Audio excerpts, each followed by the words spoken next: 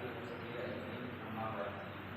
Yang terhormat kepada teman-teman kelas A11, terima kasih untuk waktunya karena telah menghadiri acara presentasi kelompok padi dan kapas. Nah, di sini sebelum kita memulai presentasi, saya akan memperkenalkan teman-teman saya dari kelompok padi dan kapas. Saya Rio Prana Pratama, di sebelah kiri saya ada Dina Dwi Putri, di sebelah kirinya lagi ada Nancy Menta Puspitasari, di sebelahnya lagi ada Aisyah Alagul Garima, di sebelahnya lagi ada Cynthia Eka Putri, di sebelahnya lagi ada Ellen Kurniasari, di sebelahnya lagi ada Lucy Wulandari. Di sini sebelum menginjak ke sesi pertanyaan yang akan dibuka pada dua sesi, ada dua sesi pertanyaan. Kelompok kami akan memulai presentasi yang akan dimulai dari MC Menta Puspitasari. Terima kasih.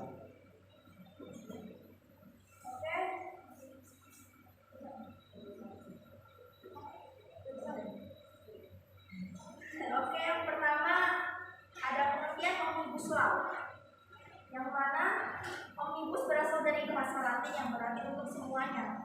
Di dalam Black Law Dictionary 9th edition by Adorno disebutkan omnibus refers to are dealing with numerous objects or items at once, including many things or having five purpose. Artinya, keterkaitan dengan atau berurusan dengan berbagai objek atau item sekaligus, termasuk banyak hal atau memiliki berbagai tujuan. Adapun pengertian omnibus law menurut para ahli atau pakar hukum, yang diantaranya ada menurut pakar hukum tata negara Bivitri Savitri, yang mengatakan bahwa omnibus law adalah sebuah produk undang-undang yang bisa mencabut atau mengubah beberapa undang-undang yang ada, yang berlaku, yang bisa tersebar dalam beberapa peraturan, kemudian dirampungkan dalam satu undang-undang agar lebih tepat sasaran. Lalu ada pakar hukum tata negara menurut Jimmy Z. Usfunan. Menurut pakar ini, omnibus law adalah sebuah produk undang-undang yang menjadi sebuah solusi atas konflik antara penyelenggaraan pemerintah dan peraturan perundang-undangan. Dan ada lagi menurut Sofyan Jalil dalam artikelnya yang dia mengatakan bahwa konsep omnibus law adalah langkah menerbitkan satu undang-undang yang bisa memperbaiki sekian banyak undang-undang yang selama ini dianggap tumpang tindih dan menghambat proses kemudahan berusaha. Adapun ciri-ciri utama omnibus law yaitu terdiri dari multisektor atau terdiri dari banyak pemetaan sektor tema yang sama. Lalu ada terdiri dari banyak pasal akibat banyak sektor yang dicakupnya. Lalu ada mandiri atau berdiri sendiri tanpa terikat atau ingin terikat dengan peraturan yang lain. Lalu ada menegaskan mencabut sebagian dan atau keseluruhan peraturan lain. Oke, selanjutnya akan dilanjutkan oleh Ellen.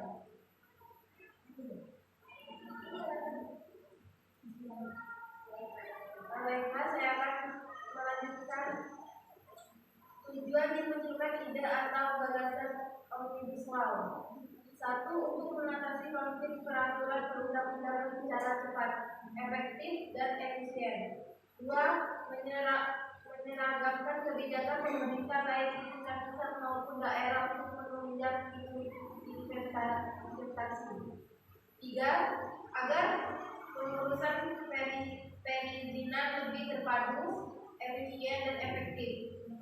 Untuk memutus mata rantai birokrasi administrasi yang berlama-lama. 5. Untuk meningkatkan hubungan koordinasi antar instansi terkait karena telah diatur dalam kebijakan omnibus law regulation yang terpadu. 6. Sebagai jaminan adanya kepastian hukum dan perlindungan bagi pengadil kebijakan. Substansi omnibus law. Persoalan pelik regulasi muncul dan menyebabkan iklim investasi di Indonesia bergerak lambat dibandingkan negara tetangga seperti Singapura dan Malaysia. Di rezim Presiden Jokowi menghendaki semua regulasi yang menghambat masuk dan berjalannya investasi harus dihapus. Menteri Agraria dan Tata Ruang atau BPN RI Sofyan Jalil melontarkan gagasan konsep Omnibus Law itu untuk menyelesaikan sengketa tumpang tindih peraturan perundang-undangan yang menghambat pertumbuhan investasi di Indonesia. Mencermati sistem perundang-undangan di Indonesia, undang-undang hasil konsep Omnibus Law bisa mengarah sebagai undang-undang payung karena mengatur secara menyeluruh dan kemudian mempunyai kekuatan terhadap aturan yang lain. Akan tetapi, di Indonesia justru tidak menganut undang-undang payung karena posisi seluruh undang-undang adalah sama.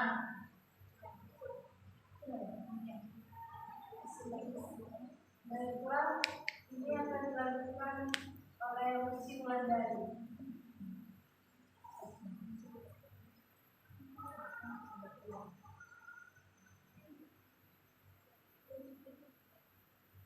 Baiklah, saya akan melanjutkan substansi Omnibus Law. Pada prinsipnya, pemerintah pada masa Presiden Joko Widodo didorong untuk menumbuh kembangkan iklim investasi dengan program kabinet kerjanya, sehingga semua kebijakannya diarahkan untuk mempermudah dan penyederhanaan perizinan dan persyaratan investasi.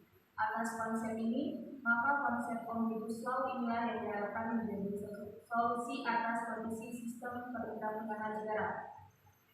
Hasil seminar yang dilakukan oleh Kementerian Koordinator Bidang Perekonomian tanggal 30 Oktober 2019 di Jakarta. Penyederhanaan perizinan. Yang pertama, mengubah konsepsi kegiatan usaha dari berbasis izin atau license approach menjadi penerapan standar dan berbasis risiko risk-based approach atau RBA. Yang kedua, kegiatan usaha yang tidak menimbulkan risiko bagi kesehatan, keselamatan, dan lingkungan, termasuk SDA, tidak memerlukan izin dan hanya melalui pendaftaran dan penggunaan standar.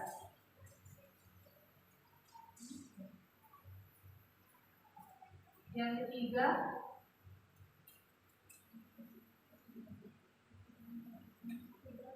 perubahan pada izin dasar.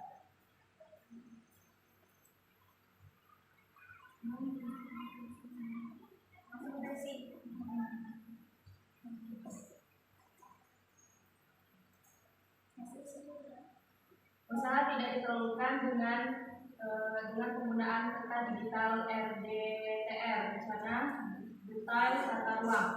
Yang kedua, penerapan standar untuk izin lingkungan dan AMDAL hanya untuk kegiatan usaha yang risiko tinggi. Hasil seminar yang dilakukan oleh Kementerian Koordinator Bidang Perekonomian tanggal 30 Oktober 2019 di Jakarta. Kemudahan persyaratan investasi, mengubah konsepsi persyaratan investasi dari negatif risk DNI menjadi positif risk, yaitu dengan menetapkan daftar kegiatan usaha yang prioritas atau priority risk dan daftar kegiatan usaha lainnya yang didorong untuk dikembangkan, white list. Dengan demikian akan fokus terhadap beberapa kegiatan usaha yang perlu mengundang modal asing. Kedua, daftar bidang usaha yang tertutup hanya untuk kegiatan usaha yang didasarkan untuk kepentingan nasional, national interest, konvensi internasional, dan kepatutan.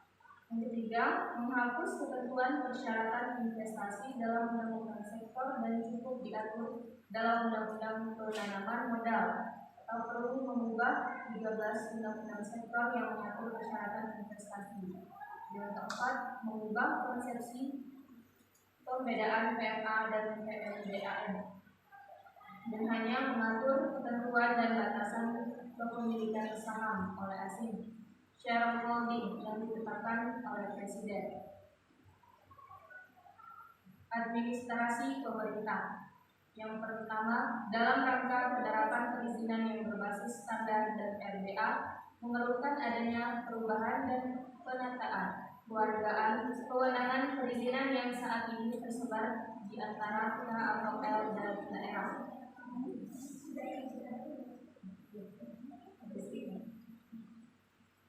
Kedua, Presiden berwenang untuk melaksanakan seluruh kewenangan pemerintah CFI. Perizinan termasuk yang telah didelegasikan oleh undang-undang kepada pemerintah, kepada menteri, kepada kepala dan atau gubernur dan bupati atau wali kota. Pelaksanaan undang-undang oleh menteri atau kepala dan Pemda merupakan pelaksanaan dari kewenangan presiden atau delegasi kewenangan presiden. Dan dengan demikian peraturan menteri atau kepala dan Perkada merupakan pelaksanaan dari pendelegasian dari PP atau Perpres dan MSPK. Terima kasih.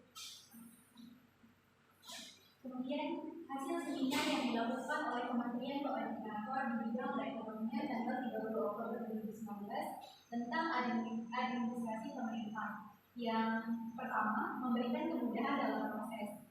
Bagian keimigrasian, investasi dapat sebagai jaminan untuk izin tinggal sementara atau ITAS atau izin tinggal tetap atau ITAS, dan kemudahan untuk mendapatkan visa untuk kegiatan maintenance dan kunjungan investasi. Kemudian ada paten, fleksibilitas kewajiban membuat produk atau menggunakan proses paten di Indonesia. Kemudian ada penyederhanaan jenis badan usaha, menghapus CV, persekutuan perdata, dan ada UD, perlu mempertimbangkan kedudukan firma. Kemudian implementasi Omnibus Law dalam sistem perundang-undangan.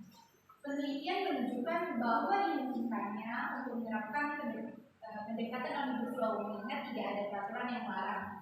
Selain itu, adanya tumpang tindih peraturan dan panjangnya prosedur legislasi untuk mengubah suatu pasal menjadi pertimbangan diadopsinya Omnibus Law di Vietnam. Kemudian menimbang dan menerapkan Omnibus Law di negara lain tersebut, maka dipermasalahkan ini harmonisasi peraturan perundang-undangan di Indonesia. Peraturan perlu mengambil suatu upaya terobosan hukum untuk membenahi konflik regulasi. Tuntutan perbaikan dan pembenahan tumpang tindih peraturan perundang-undangan di Indonesia ini sudah sangat mendesak untuk dilakukan. Kemudian salah satu gagasan Omnibus Law berkemungkinan untuk diterapkan di Indonesia asalkan diberikan ruang dan fondasi hukum. Kemudian Omnibus Law bukanlah hal yang baru di dunia ilmu hukum secara global.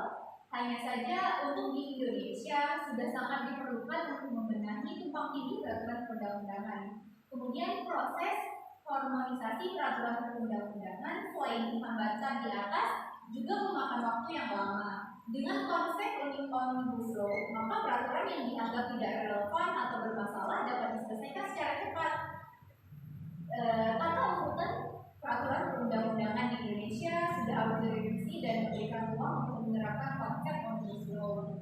Kemudian hasil seminar yang dilakukan oleh Kementerian Koordinator bidang perekonomian tanggal 30 Oktober 2019 di Jakarta. Yang pertama, Perpu nomor 1 tahun 2017 tentang akses informasi keuangan untuk kepentingan perpajakan, Undang-Undang nomor 9 tahun 2017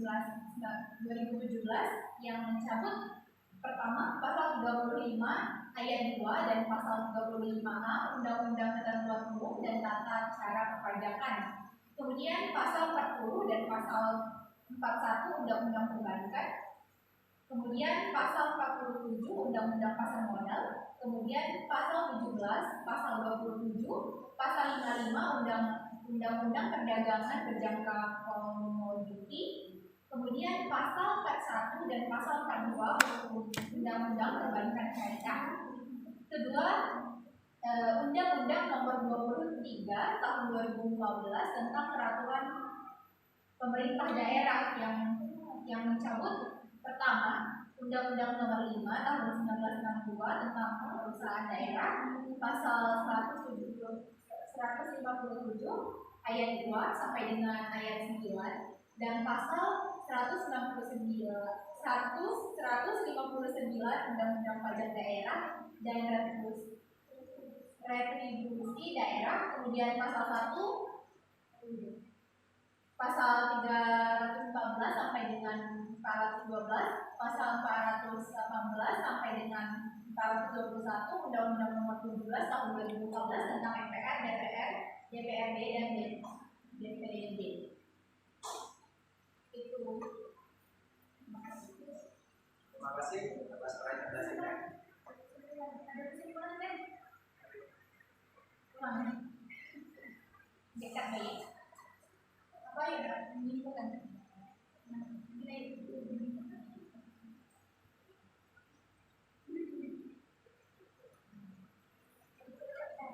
Jadi kesimpulan untuk materi kali ini yaitu Omnibus Law itu adalah hal yang baru dalam bidang peraturan perundang-undangan negara Republik Indonesia.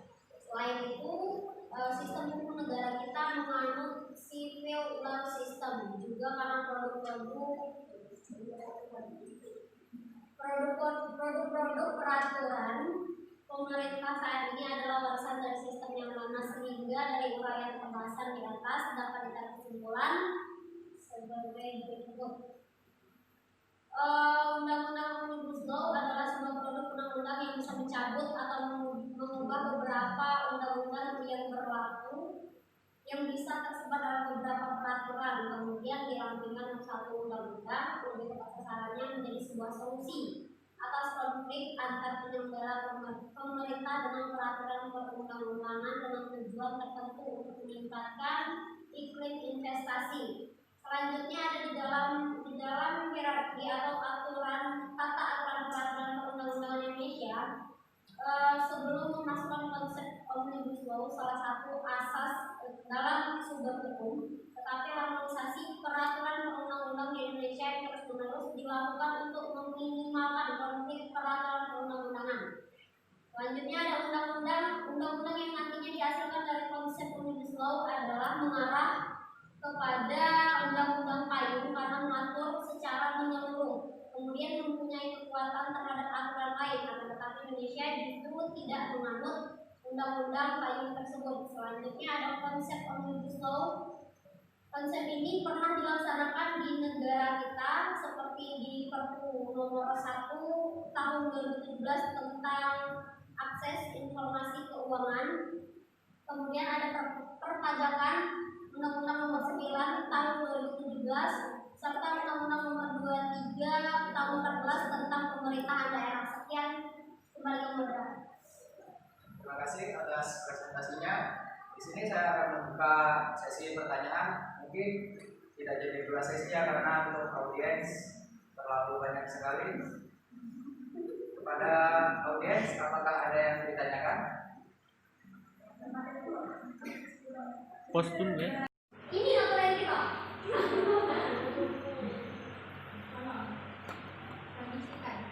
Assalamualaikum warahmatullahi wabarakatuh. Waalaikumsalam warahmatullahi wabarakatuh. Saya Yofiani dari kelompok 2 ingin bertanya. Dari penjelasan kelompok 1 dan 4 tadi, kira-kira mengapa pemerintah mengusulkan Omnibus Law ini?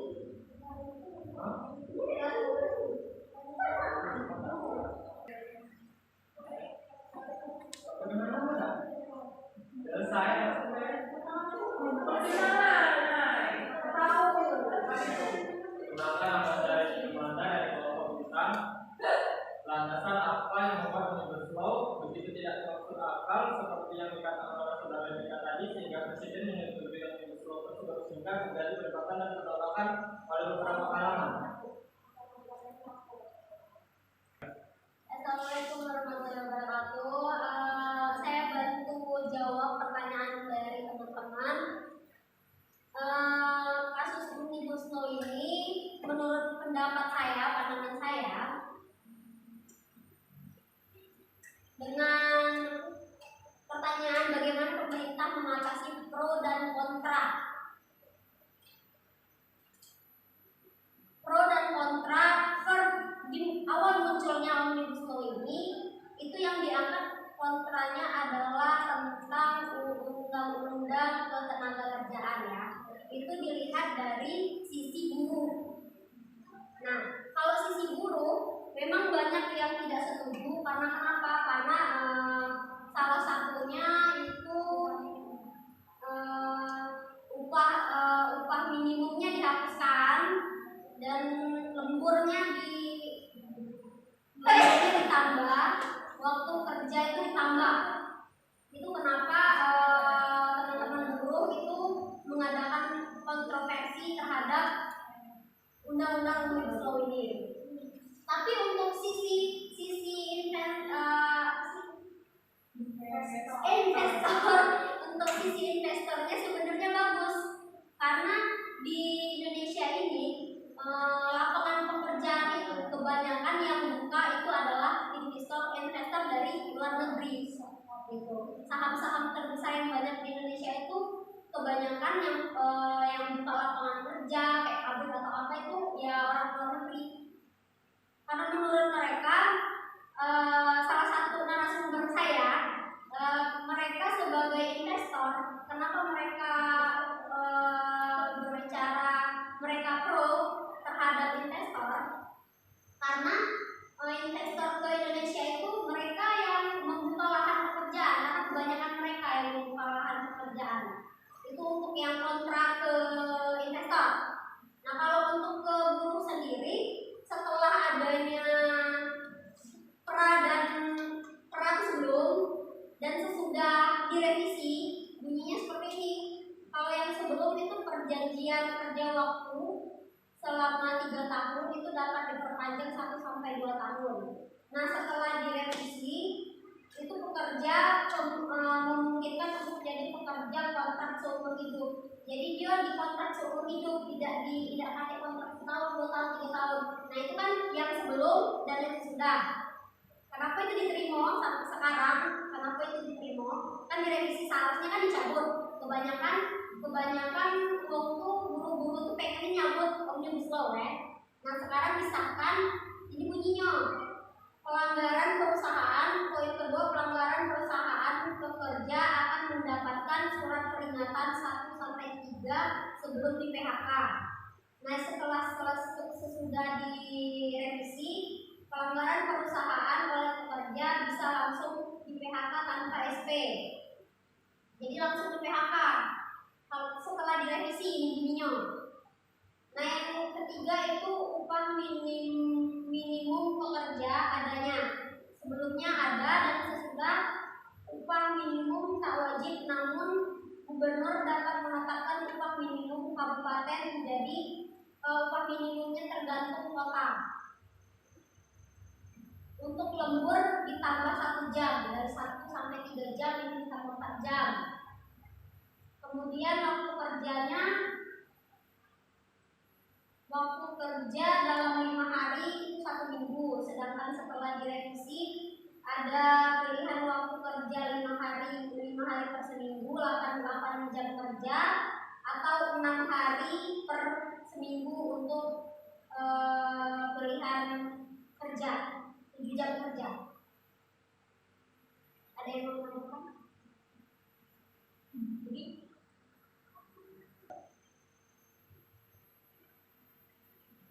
Assalamualaikum warahmatullahi wabarakatuh. Izin menambahkan pernyataan dari Mbak Cynthia tadi. Sebenarnya kalau mau bilang pro dan kontra omnibus law itu masyarakat fokus hanya menyoroti sebagian. Sebenarnya kalau mencakup sebenarnya kan Omnibus Law itu mencakup banyak sekali, di antaranya ada 79 undang-undang, mencakup 1.239 pasal.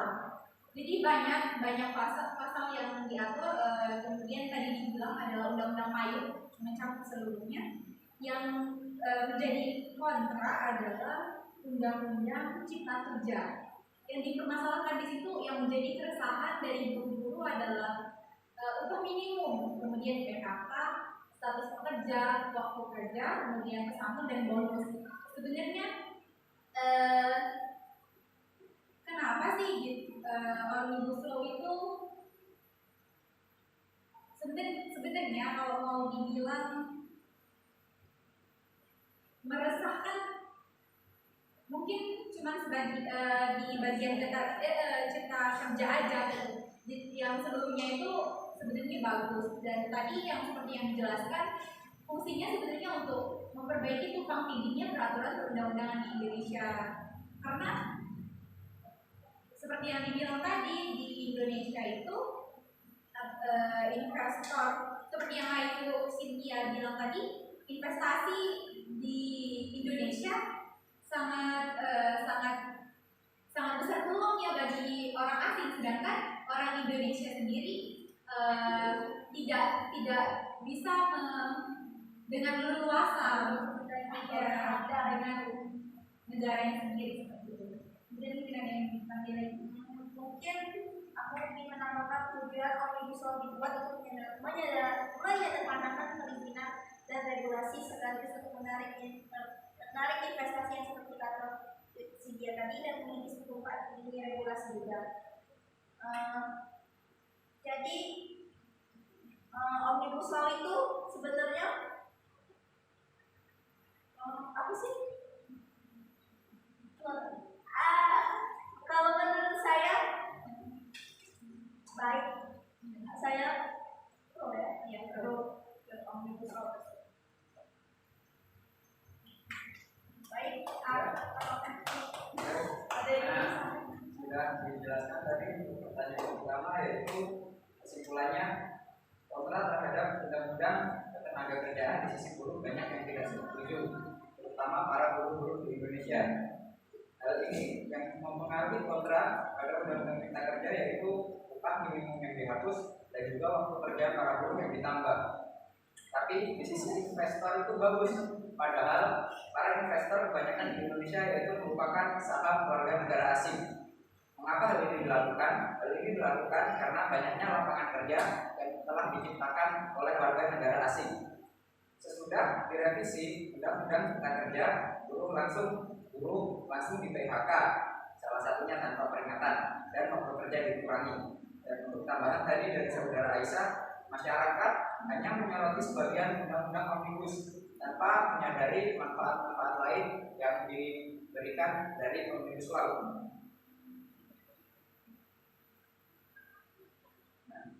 Undang-undang cipta kerja dalam upah minimum, waktu bersama dan cuti dan bonus. Hal itulah yang membuat para buruh di Indonesia protes pada waktu itu. Tetapi untuk seluruhnya bagus dan fungsinya untuk memperbaiki tumpang tindih undang-undang yang berlaku di Indonesia. Dan saudara Nancy tadi menambahkan untuk tujuan yang dapat saya kutip di sini untuk mengatasi tumpang tindih undang-undang yang berlaku di Indonesia dan sebagai undang-undang payung yang mengatur segala undang-undang. Apakah ada yang kurang jelas atau ditanyakan lagi? Sudah jelas? Ya, terima kasih. Untuk pertanyaan selanjutnya mungkin kami perlu waktu sebentar. Oke, saya Nancy Meita Puspitasari akan menjawab pertanyaan dari Ayu. Jadi pertanyaannya, mengapa pemerintah mengusulkan Omnibus Law? Pemerintah merumuskan visi Indonesia Maju 2045 sebagai langkah strategis menjadikan Indonesia sebagai 5 besar kekuatan ekonomi dunia pada tahun 2045. Untuk mewujudkan itu, pemerintah mengharapkan adanya gelombang investasi yang dimana di dalam Omnibus Law telah tercantum banyak pasal-pasal investasi tersebut guna untuk mempercepat proses pembangunan dan tidak adanya lagi terjadinya tumpang tindih ketika merumuskan undang-undang sektoral menjadi hambatan utama untuk menciptakan iklim berinvestasi yang ramah bagi para investor. Atas dasar itulah perlu dilakukan banyak peraturan perundang-undangan yang dipangkas, diubah, bahkan bila perlu membuat norma-norma baru yang belum ada dalam undang-undang sebelumnya melalui satu undang-undang sekaligus yang dipopulerkan dengan nama Omnibus Law. Ketika Joko Widodo dilantik sebagai presiden untuk periode kedua dari 2019 sampai 2024, ia mengatakan dia mengonfirmasi rencana dan keperluan pemerintah membuat Omnibus Law, sekaligus pemerintah dukungan politik dari DPR RI ketika pidatonya sebagai berikut. Segala bentuk kendala regulasi harus kita sederhanakan, harus kita potong, harus kita pangkas. Pemerintah akan mengajak DPR untuk menerbitkan dua undang-undang besar. Yang pertama, Undang-Undang Cipta Lapangan Kerja, dan yang kedua adalah Undang-Undang Pemberdayaan UMKM. Masing-masing undang-undang tersebut akan menjadi omnibus law yang satu undang-undang yang sekaligus merevisi beberapa undang-undang sebelumnya. Terima kasih. Ada yang ditambahkan dari kelompok penelitian fakultas?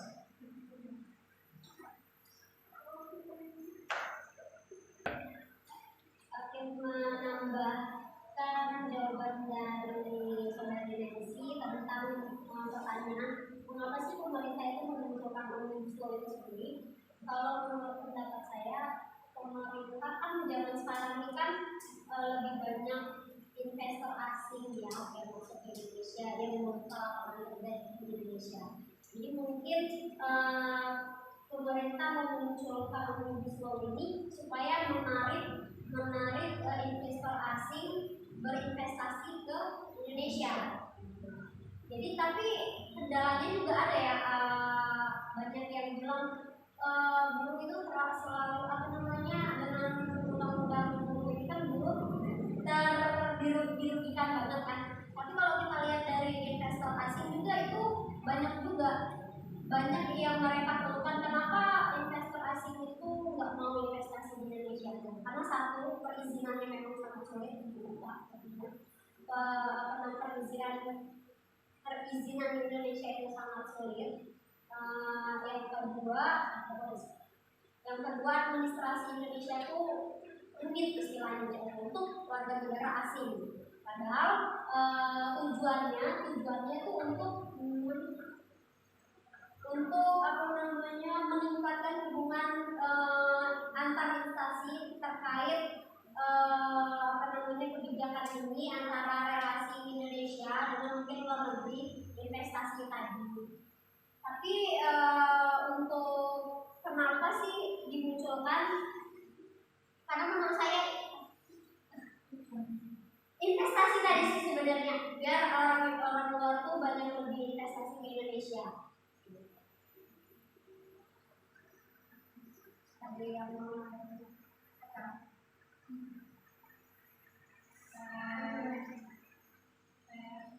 izin menambahkan sebenarnya dengan adanya perubahan global, kemudian yang semakin mendunia, pemerintah Indonesia menganggap perlu adanya tanggapan dari yang lebih lanjut dari pemerintah yang cepat dan tepat.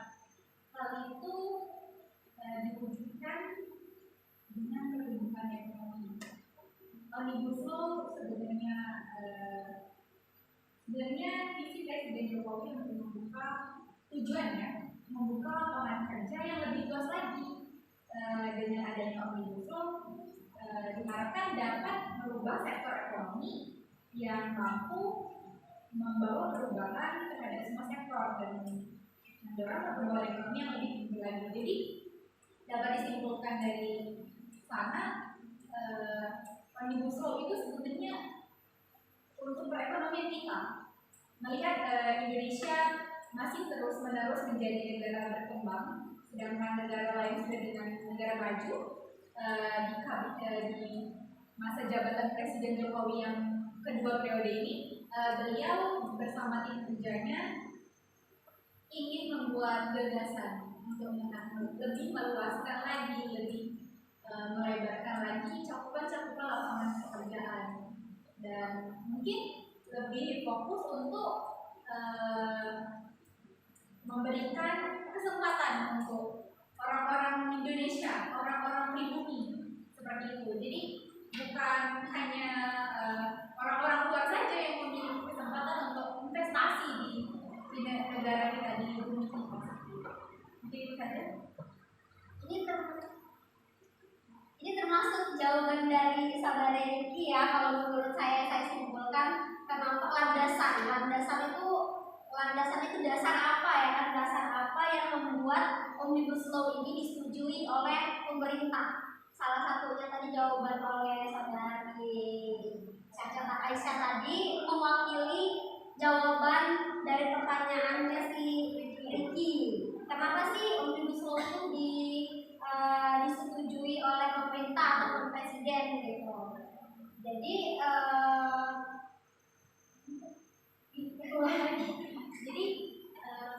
yang seperti yang saya katakan tadi kan, era globalisasi semakin mendunia, kemudian negara Indonesia terus-terusan jalan di tempat. Kalau saya bilang negara lain sudah negara maju, sedangkan Indonesia masih negara berkembang. Kemudian presiden dalam masa jabatannya untuk yang kedua periode bersama jajarannya, beliau membuat gagasan untuk menciptakan lebih luas lagi lapangan pekerjaan dengan mencakup lebih meningkatkan sumber dayanya, seperti yang dari tadi dibahas bahwasanya presiden itu sebenarnya lebih menekankan supaya lapangan pekerjaan, supaya mereka yang investasi itu orang-orang kita, orang-orang pribumi. Sudah banyak loh, bukan satu dua lagi perusahaan-perusahaan luar yang besar di Indonesia, seperti perusahaan motor apa itu, Honda, banyak kok. Indonesia terbilang jalan di tempat seperti itu. Kemudian sebenarnya diharapkannya dalam Omnibus Law ini sektor ekonomi kita mampu membuat perubahan yang mencakup semua sektor, seperti mungkin dengan perekonomian yang maju, mungkin pendidikan kita lebih canggih, kemudian teknologi kita lebih seperti itu. Maju sih kok. Teknologi maju, ekonomi maju, pendidikan maju, segala macam. Kalau dari tujuannya sih, kalau menurut aku sih, coba ya, aku masih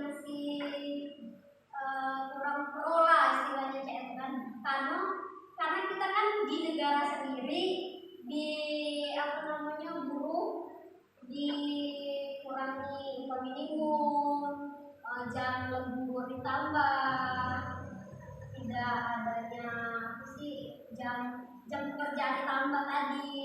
Kalau menurut aku sih sebenarnya tujuannya bagus, tapi perusahaan SDM kita yang kurang siap mungkin, karena di adanya undang-undang Omnibus Law tadi itu tujuannya bagus untuk menaikkan ekonomi, investasi luar ke Indonesia, membuka pekerjaan yang banyak dari investasi tersebut. Ada yang ditambahkan lagi? Sudah? Nah, kesimpulannya menurut Nancy tadi, Omnibus Law mengapa dibuat, yaitu karena visi Indonesia maju yang akan dicapai menurut pemerintahan Indonesia itu pada tahun 2045. Nah, untuk gelombang investasi pada Indonesia yang merupakan cara yang diambil pemerintah untuk memajukan Indonesia, sehingga banyak undang-undang yang dirubah bahkan dipangkas untuk menyesuaikan isinya terhadap undang-undang Omnibus Law ini. Undang-undang pokok Omnibus Law yaitu Undang-Undang Cipta Kerja dan Undang-Undang tentang UMKM. Nah, ada tambahan sedikit tadi, Omnibus dibuat untuk memudahkan investor dan cara investing yang rumit dan administrasi yang dinilai sangat ribet. Lalu ditambahkan juga mengapa Omnibus Law dilakukan, karena adanya perubahan global dan Indonesia tidak ingin ketinggalan dalam hal ini, sehingga dibentuk Omnibus Law agar dapat memperbaiki sektor ekonomi. Dan pada Omnibus Law, WNI juga dapat mudah dalam melakukan investing, bukan hanya WNA. Hal ini juga untuk memancing perusahaan besar di Indonesia untuk melakukan investing pada negaranya sendiri. Dan menurut saya, Omnibus Law ini merupakan suatu langkah untuk memajukan negara Indonesia untuk bersaing ke kancah internasional.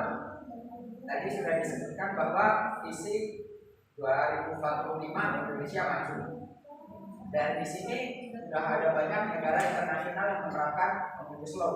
Contohnya yaitu Kanada, dan di Asia Tenggara ada Filipina, Vietnam, dan Thailand. Dan negara-negara tersebut memiliki kondisi ekonomi yang stabil.